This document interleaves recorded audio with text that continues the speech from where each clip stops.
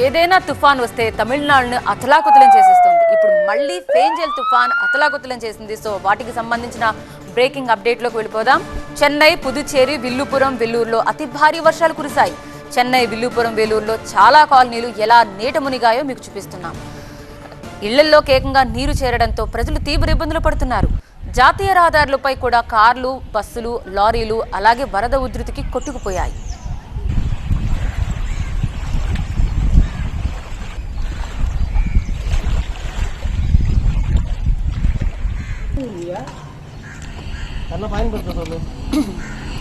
చెన్నై తిరువణ్ణామలైలో భారీ వర్షాలతో ఇళ్లపై కొండ చెద్దలు విరిగిపడ్డాయి. ఈ ప్రమాదంలో 7గురు చనిపోయారు. మృతులంతా ఒకే కుటుంబానికి చెందిన వారుగా గుర్తించారు.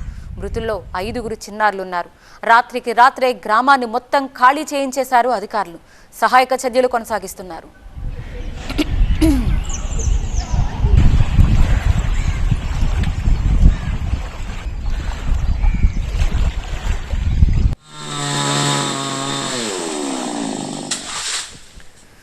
ఫేంజల్ ప్రభావంతో 4 రోజులుగా తమిళనాడులో అతి భారీ వర్షాలు కురుస్తున్నాయి. వరద నీటికి 4 జిల్లాల్లో జనజీవనం స్తంభించిపోయింది. విల్లుపురం, చెంగల్పట్టులో భారీ వర్షాలకు చెట్లన్నీ నేలకూలాయి. రహదారులకు అడ్డంగా భారీ వృక్షాలు పడిపోయాయి. చాలా ప్రాంతాలకు రాకపోకలు నిలిచిపోయాయి.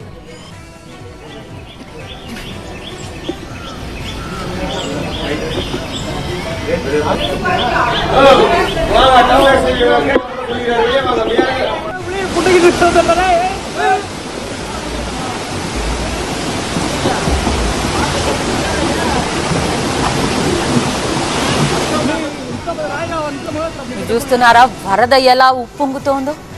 చూస్తుంటేనే మనకు భయం వేస్తోంది. అక్కడున్న వారి పరిస్థితి ఏంటి? కృష్ణగిరిలో వరదకు వాహనాలే కొట్టుకుపోయాయి. పదుల సంఖ్యలో వాహనాలు కొట్టుకుపోతున్న దృశ్యం ఇది. ఆ దగ్గరలో జలాశయంలోకి పడిపోతున్న దృశ్యాలు కనిపిస్తుంది. చూస్తున్నారా?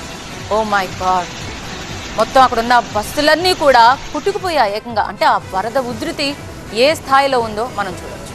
వాయుగుండం ప్రభావంతో మరో 2 రోజులు తమిళనాడులోని 8 జిల్లాల్లో భారీ నుంచి అతి భారీ వర్షాలు కురుస్తాయని ఐఎండీ ప్రకటించింది. 3 జిల్లాలకు రెడ్ అలర్ట్, 5 జిల్లాలకు ఆరెంజ్ అలర్ట్ జారీ చేసింది.